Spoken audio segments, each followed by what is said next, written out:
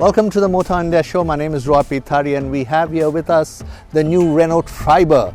Yes, this is a very compact MPV which can accommodate 7 people. The best part about this vehicle is that it is affordable. Yes, comes under sub 5 lakh rupees and goes up to less than 7 lakh rupees for the top model. And this is the top variant, and we're going to check out what are the great features of this vehicle. What makes this vehicle attractive? Come along with me.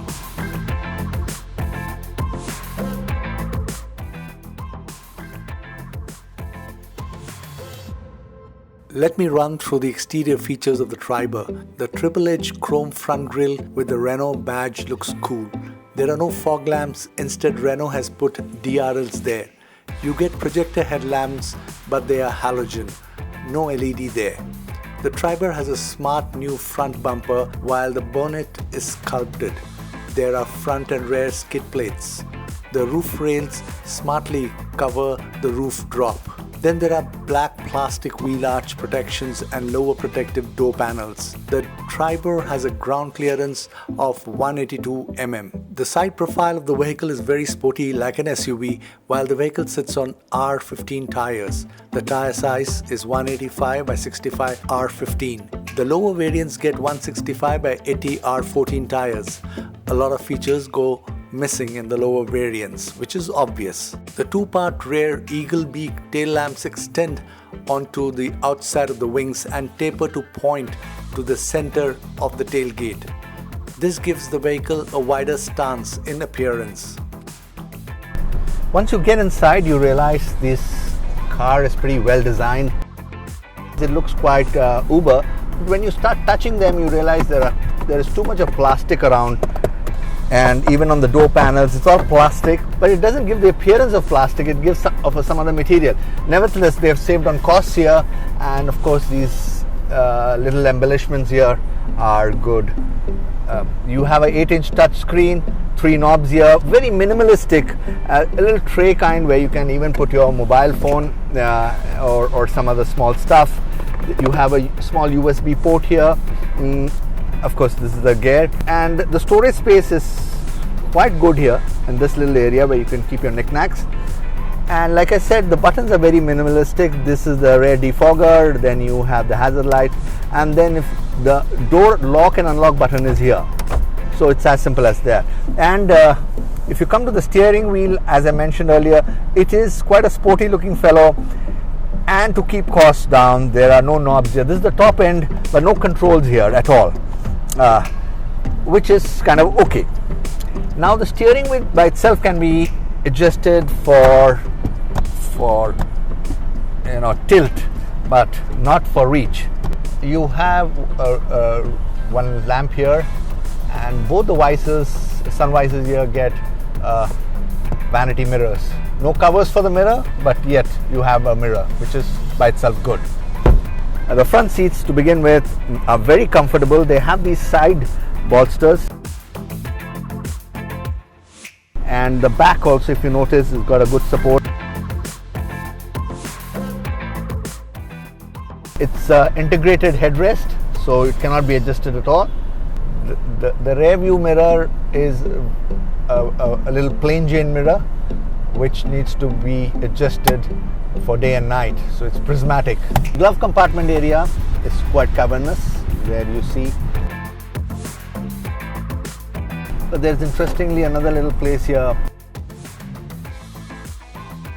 If you see, notice the door, it can hold a bottle.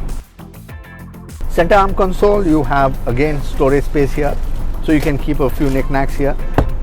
Now that I've adjusted my driver's seat for driving, now I'm going to hop back.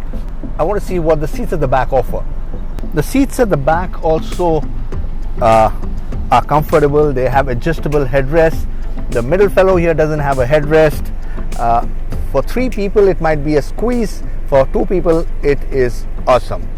I am around 5'10", and I realize that there's enough knee room here, and under thigh support is kind of okay, not bad.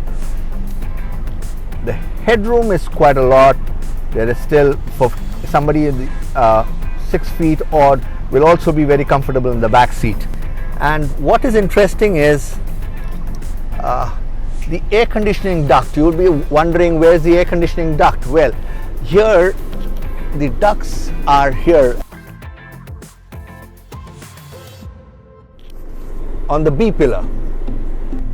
The fan speed for the second row and for the third row is controlled here. So which is quite convenient. So when I'm sitting, I can have the air coming straight to me on my face. So the back seat on the middle row has plenty of air conditioning. So this is a comfortable position for me in the second row, and I'm going to hop to the third row to find out how tight that is. I'm going to get to the last row. Let me see how comfortable that is. To push it in front is very easy. So to get in is also quite easy, and since the area here is quite wide, getting in for a bulky guy like me should not be a problem.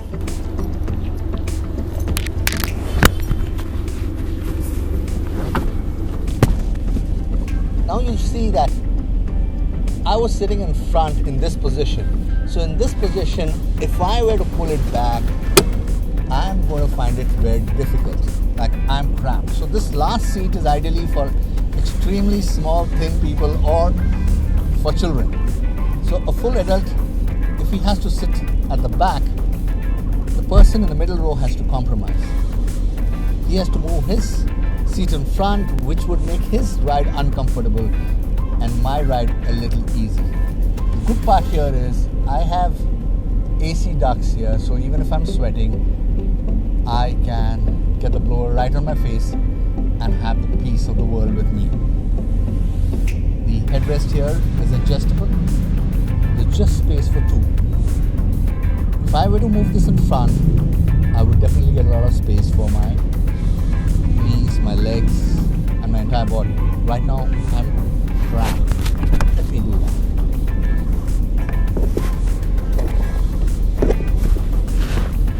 This is the position, okay? And here, I want you to bring the camera right here and see how I'm sitting. This is absurd. So no way that this is a 7-seater for adults. Now ideally, this is my seating position. I have no under thigh support. I'm cramped here.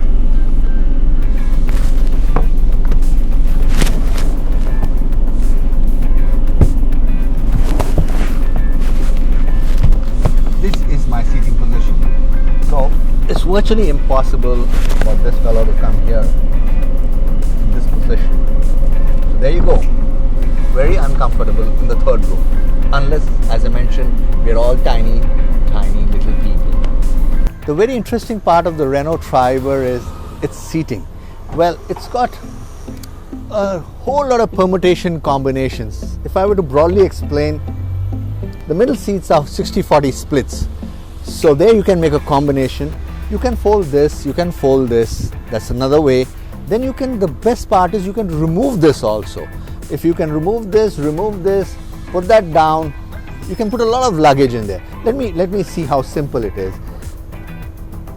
You push it down like that, and there is this little tag, you have to pull that.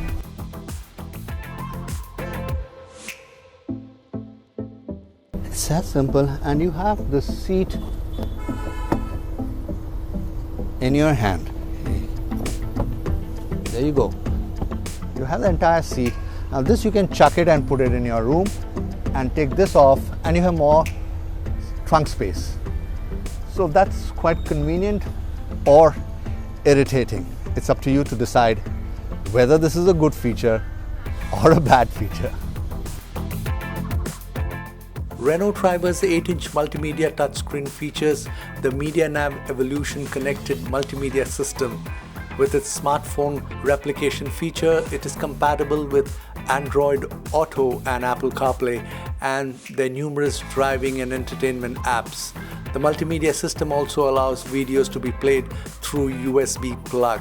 The fully digital LED instrument cluster, a first in this segment, comes with 3.5 inches LCD screen framed by 3 virtual gauges for the tachometer, fuel level and engine temperature.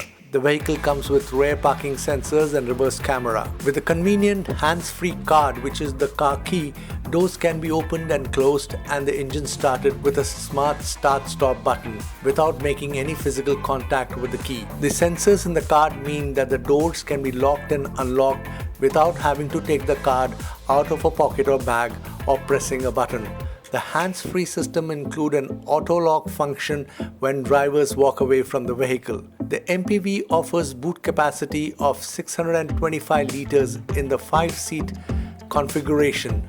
Boot capacity remains 320 liters in 6-seater configuration and 84 liters in the 7-seater configuration. Renault Triber also comes with functional roof rails with a load carrying capacity of 50 kgs. The Triber is fitted with a 1-liter 3-cylinder petrol engine generating 71 horsepower with 96 Newton meters of peak torque. We got a variant that had a manual 5-speed gearbox. This engine also comes with a 5-speed ECR AMT. The peak power is generated around 6,250 RPM, while the peak torque is generated as low as 3,500 RPM. Since it is a small engine and that too a 3-cylinder, it has its own limitations. The moment I accelerated the car, there was this very grating sound of the engine screaming its heart out. The little fellow did its best to surge ahead, but I'm a little doubtful whether the machine can comfortably take 7 full-grown adults on some hilly tracks.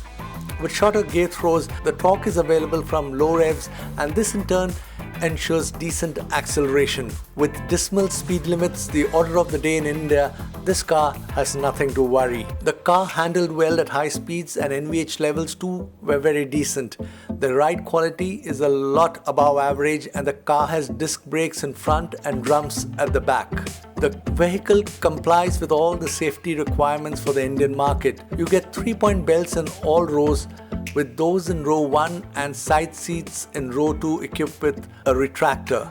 The rest of the seats get very normal, non-retractable seat belts. The driver's seat is also equipped with a pre-tensioner and load limiter. Renault Triber is fitted with 4 airbags, driver, passenger and front sides. If I were to sum up, I would say that the Renault Triber is a great effort from the Renault engineering team. With growing competition and in a desperate bid to win the hearts of the large middle class in India, they have offered 7 seats with plenty of air conditioning and decent features. But it has got to be seen whether the millennials actually buy this car or simply hitch an Ola or a Uber ride. Pun definitely intended.